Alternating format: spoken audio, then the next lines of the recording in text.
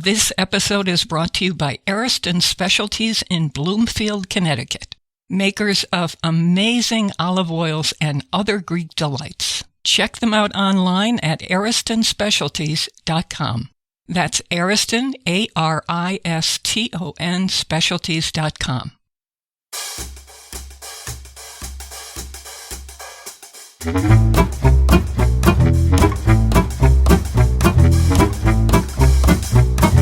We love this topic because it's so much fun to make a meal using whatever you've got hanging around in the fridge or on your cabinet shelves. Rice from the nearby Chinese restaurant is a favorite of mine. I mean, my refrigerator and freezer are loaded with these. And I mix it up with a package of feta cheese, olive oil, and a jar of spaghetti sauce. And I'm good to go. I do all kinds of things with that as a base.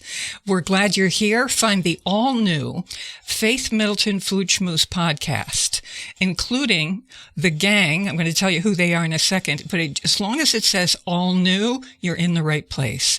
The gang, Christopher Prosperi, chef and co-owner of Metro Beast Restaurant in Simsbury, Connecticut. Mark Raymond, vice president of CWB Wines. Associate producer Joanne Church will be back with us next time. And our editor Carl Franklin in Quaker Hill, Connecticut. And of course, the mascot, my dog Bon Bon. He's a Corgi mix. He's in his fluffy bed at my feet. He's 14 years old. All right. Do you folks like this as much as I do when you have no food, or you don't want to go out because it's raining, snowing, whatever, or it's too hot, and you just say, I don't have the energy. I'm just going to pull things off of shelves and find a way to do this. So I'm interested to hear, wait, I have to wait because Carl is drinking his red wine on the show, which is very good, I'm Carl. Sorry. Very, I'm very teasing good. you. We like that. No, don't apologize.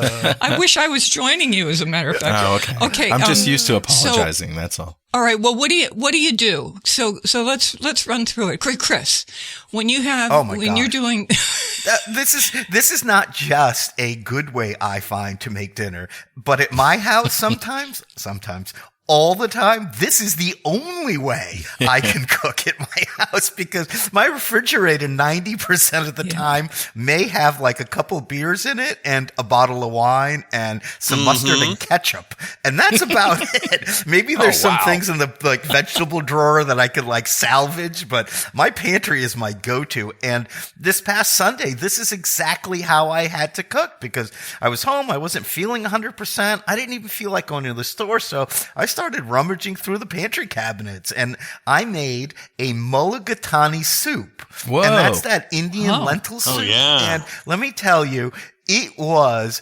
probably one of the best soups I've ever made. And I can't believe I'm saying that because I literally took everything out of my pantry. Are you ready? yeah.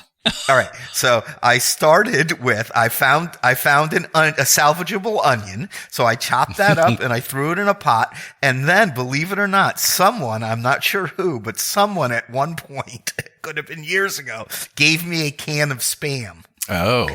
And I thought, I was like, wow, I could never eat this the way it is because it's really salty. Yeah. But I was like, you know what? This might be good in a soup. So I diced it up and I threw it in with my onions. This is great. And then I had a carrot, so I threw that in there. I had some limp celery, but it was passable. I figured I'd throw that in. It came back to life pretty good. So I have all that in a pot, just sauteing away. And then I grabbed a thing of chicken broth, just the box that I always keep in I like Kitchen Basics. It's that yellow box of chicken broth, and I dumped that in. And that could be a little salty too. So I was like, you know what? Mulligatawny usually has tomato. And I found these little cans of tomato juice that I must have had left over from a Bloody Mary party or something. So I threw a can of tomato juice, little can, not a big can. Are you talking about V8 juice? Yeah, but a single serving, like a little can, like you would just drink like a soda pop The can. sticker that you peel off the top. It was And I threw that in, and then I threw in a half a bag of lentils that I had, that was tied up with a twist tie. I must have used it at some point. And I threw it all in there. And, and then because I like a little sweetness in my soup, and a mulligatawny always, I find, needs that. I found a little box of single serve golden raisins. Wow. Someone must have given me, because I never buy those. And I threw that in there, and I just let it simmer and simmer. And I'm telling you, the aroma. Oh, and for spices, I used a little curry powder and some turmeric. And I literally just threw it all in there. And the aromas, and let me tell you, the Spam kind of got a little crispy and toasted when I sauteed it. And let me tell you, getting those little bites of Spam and the soft lentils and the vegetable and the curry and tomato, heaven. And I realized that except for a couple barely passable vegetables from the refrigerator vegetable drawer, everything came from the pantry, and it was a wonderful lunch. I grabbed some crackers, sat under a blanket on the couch, and had the best lunch ever watching a movie. That is so cool. Yeah. You sat under a blanket. Yeah. Okay, now I'm going to identify you again, because I swear that is a recipe. Spam mulligatawny soup is a recipe that would go viral in 10 seconds. This show won't even be over, and it'll be viral. Now, how would you elevate that? Would you elevate it by slicing, getting the slices of crispy ham in like a pyramid, and then like Japanese style, the broth goes around it? You eat it with chopsticks and then slurp the soup. Yes. I can see the presentation already. And you could wear lace at the table. Yeah. Right. Before we go on, though, to someone else, let me tell you, this is my style of cooking, because everyone who knows me knows my favorite cookbook of all time, A Man, a Can, and a Plan. The best cookbook ever. And it's cardboard. It's like one of those, it's done like a children's book. So if you spill on it, it's like this hard laminated cardboard so you can wipe it off. It's like written by Gallagher. I love it. That's great. That's awesome. Yeah, me too. So that's me, a man, a can, with a plan. Mark Raymond, how about you? What's your sort of go-to, whatever's on the shelf kind of thing? So my go-to is or my item for this, I should say, is I've always got some leftover sort of mushroom risotto or some sort of risotto in the refrigerator. And I know you guys are going to think I'm crazy, but mushroom risotto? I always overmake whatever the side dish is supposed to be for the dinner. And, so there's always a little left over for her to have for lunch the next day, or for us to have, now that we're empty nesters, we gotta kind of plan out what we're going to have. And, I haven't adjusted the portions just yet in the house. So I'm always cooking for three when it's only two of us. Eat it all. Right. So my thought is it's this. I did this the other day, mushroom risotto with black beans, and I made these rice cakes where you fry them, right? So I took the leftover mushroom risotto, I took some black beans, put them into a food processor with some scallions, a little bit of, I did one clove of garlic, because you just never have enough garlic of anything. And then I pulsed that up. I put in some seasoning of like salt and pepper and some cumin. And if you want to heat it up a little bit, I guess you spice it up a little. You can put in a jalapeno or something like that. And then once I took half that processed beans with the scallions, I kind of molded it together and mushed it together in a big batter with the risotto. And then I took some of the whole beans from the can of beans and put them back in there so you can actually see the beans again. And then I just made these little patties, flattened them out. And then I put a little bit of olive oil into a pan on the burner, and I just saute them both sides so they get crispy on each side. And then I finish them off in the oven, just let them kind of heat up thoroughly. And, we'll eat them as a side dish, or, I'll open up, I'll fry an egg in the morning and heat one up in the microwave and then crack a fried egg over it. Yeah. It's just a nice, easy breakfast in the morning. Sometimes I'll do it with mashed potatoes. If I have a bunch of mashed potatoes left over, make like a potato pancake kind of thing that way. But, that's my go-to right there. All right, we're going to take a quick break, and then we have a couple of more ideas for you. Mine centers on eggs also, that Mark just mentioned, and we don't know what Carl Franklin has on tap. And so we'll be right back.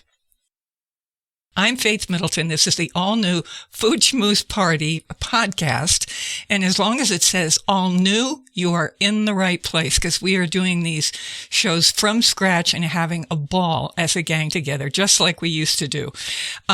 Except it's a podcast this time. Okay, so Carl Franklin, Hey. What do you have for us? Okay. I have two that I could choose from. Since eggs seem to be very popular, we could do sort of leftover quiches that you make with leftovers. That's my wife Kelly's.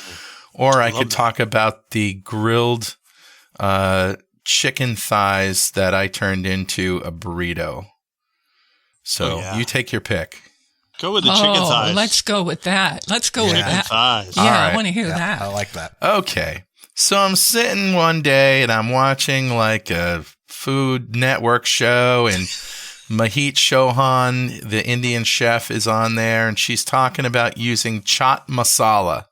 Oh, yeah. And chaat masala is a spice mixture that has a little curry flavor, but it's got some citric acid, so it's got a little lemon bite to it, and it's got some very interesting spices. So I immediately got on my phone, went to Amazon, and bought way too much. And Kelly, my wife, was like, "What is all this?" Turns out I bought two different brands, and I must have been like tired or something. And I bought two different bottles from two different brands, right? So anyway, this stuff comes. I'm like, I'm going to get some boneless, skinless chicken thighs and marinate them, right, in chaat masala. So I did that, and I just got a big package, right? And I put in a whole ton of avocado oil because it's a neutral flavored oil. Yes, it's expensive, but it's neutral flavor, and it has a higher smoke point than olive oil. So then I just dump a whole bunch of this chaat masala in there and work it around. So it's basically oil and chaat masala, the spice. And I let that sit in the fridge. In a plastic bag? No, it was in a Tupperware. Overnight. Okay. Yeah. So I let that sit overnight in the fridge and took that out the next day, let it come up to room temperature. And I have a propane range, and I have one of those cast iron grills with the lines on it, with the ridges on it. So it's as close as I can get to a charcoal grill inside. And I have a hood so I can vent it out, right? So I cranked that sucker up so high. I cranked it up to high until it's turning white. And I laid that chicken on there, and it erupted into flames. Whoosh. There goes the kitchen. No, it's fine. I mean, there's nothing there in the kitchen area that is going to go up in flames. But, I saw there was a Bic lighter next to the stove, so I just casually moved that away. Anyway, the flames finally went out, and I turned down the heat just a little bit, and I was left with these beautiful grilled blackened, chicken, char marks, not blackened. They weren't burned. Yeah. Chicken thighs can take a lot of heat before they, overcook. Right. So anyway, I had some right away, and then I let them cool and put them in the fridge and left them in the fridge for a couple of days. So they became leftovers. And now I've been up early every night this week because I'm teaching a training class, a computer programming class to a group in Ireland. Starts at 4:30 in the morning. That time difference. So I'm up at 3:30. I get my coffee. So it's 7:30. It's time for lunch. Exactly. We take a lunch break. It's time for, so what do I do? It's time for chicken masala. You got it, Right. man. I got one of those chicken thighs out, and I chopped it into bite-sized pieces, put it in a fry pan, and just, got it going. And then in another skillet, I took one of my low-carb tortillas or zero-carb tortillas, put some shredded Cotswold cheese on it, and warmed that up so the cheese got melty and the bottom got crispy. Nice. And then I chopped up some lettuce, tomato. I had some pico de gallo. I had some hot sauce. There's and the pantry coming in. Man, There it is. That Emptying was- out the pantry right there. This is a very good pantry. Yeah. This is oh very yeah, Yeah. good. Wow, that sounds so good, Carl. Mm-hmm. Yeah, like an Indian taco. I think I'm going to go have one right now. Okay. You got to put that recipe up so people can get it. In fact, anybody who wants to put their recipe up. I've got this thing lately where I've been, I cook like Chris does. I just throw bunches of things together and whatever's hanging around because I never have enough food in my refrigerator, which surprises people. Or I get, a dinner to go and there'll be, the rice from the Chinese restaurant is left over or something like that. And so rice figures largely in a lot of the things that I do and it just gives it a little bit of bulk. And I lately seem to be doing it in the morning where I just start heating some leftover rice in a skillet, and then I crack an egg or two in there, and whatever else is in the refrigerator, I'll look at it and I'll say, this could use some Kalamata olives that are pitless, and so I just chop them up and I throw them in.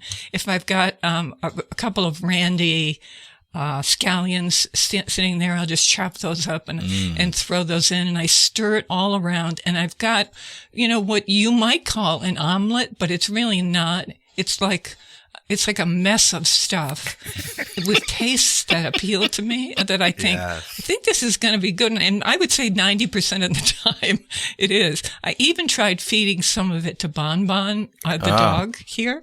And one morning he did gobble it down, nothing with too strong flavors, but he seemed to like the eggs. And then after that, he wasn't going near them. So I thought I had found a new dog food for him. But it's a farmlet. Yes, I like that. It's a farmlet. The farmlet. Well, that could go viral. Oh, this was fun. Yeah. This was fun. Does anyone have another one? Or we could, or we could say goodbye until next time. Yeah, I think I'm going to save Kelly's quiches for another day, but they are really good and very handy. Yeah, I think so. Yeah, absolutely. Okay, people, this was a riot, and we're glad to be with you. Glad you're pulling up a chair at our table. And the all-new Faith Middleton Food Schmooze podcast will be back with you next time. These are all new episodes, and we're having a ball. And glad to be with you. Bye. Bye. Bye-bye. Bye.